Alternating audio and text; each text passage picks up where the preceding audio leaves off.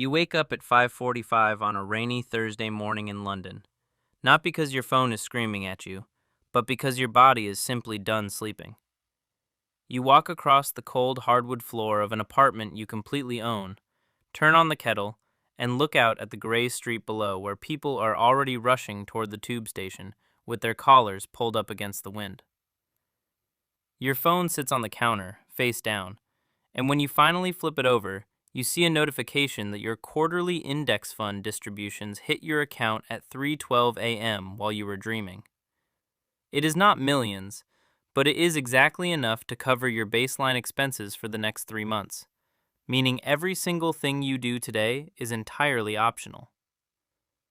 10 years ago, you were the person running for that 6:30 train, sweating through your suit, constantly checking your banking app to see if your salary deposit had cleared yet, because your credit card bill was due by noon. Back then, you lived in a constant cycle of high earning and instant spending, surrounded by people who did the exact same thing. You remember a guy named David from your old firm who leased a brand new Mercedes every 2 years, wore bespoke suits, and spent his weekends at expensive clubs in Mayfair, raising his glass to everyone while dropping £1,000 a night. Everyone at the office thought David had made it, including you, and you spent your 20s trying to copy his life by upgrading your wardrobe, moving into a trendy zip code, and buying things just to feel like you belonged in the room. But the faster you ran, the more you realized that looking rich is the fastest way to stay broke, because the entire illusion is funded by a massive hole getting deeper underneath you. It took a quiet, brutal realization on your 30th birthday to change everything.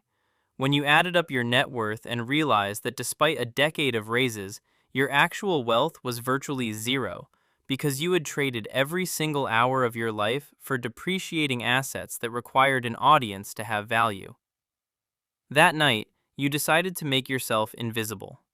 You stopped buying the upgrades, you kept driving the same unassuming car, you wore plain clothes with no logos, and you let everyone around you believe you were quietly struggling or failing behind. At dinners, when people bragged about their new property investments or their luxury holidays, you simply listened, smiled, and said things were fine with you, watching them lose interest in the conversation the moment they thought you had nothing to show off. The hardest part of the entire journey was not the saving or the investing. It was the psychological discipline required to survive the pity of people who were actually drowning in debt themselves.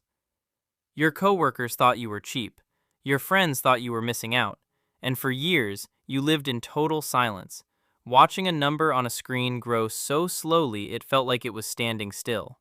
But true wealth is not what you spend. True wealth is the financial options you keep, the peace of mind you have when the economy shifts, and the absolute ownership of your time.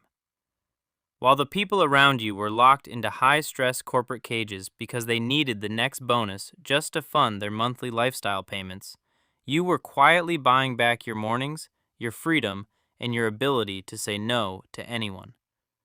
When the company went through a massive restructuring 3 years later, David was let go in a panic, forced to sell his assets at a loss, and scramble for any job he could find just to avoid missing a mortgage payment because his entire identity and survival were built on a house of cards.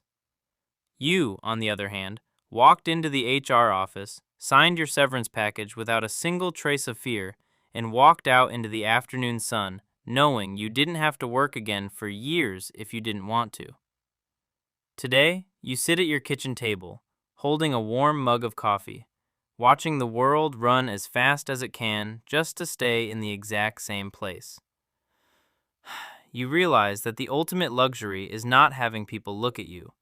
The ultimate luxury is being completely forgotten by a system that expects you to keep consuming until the day you die.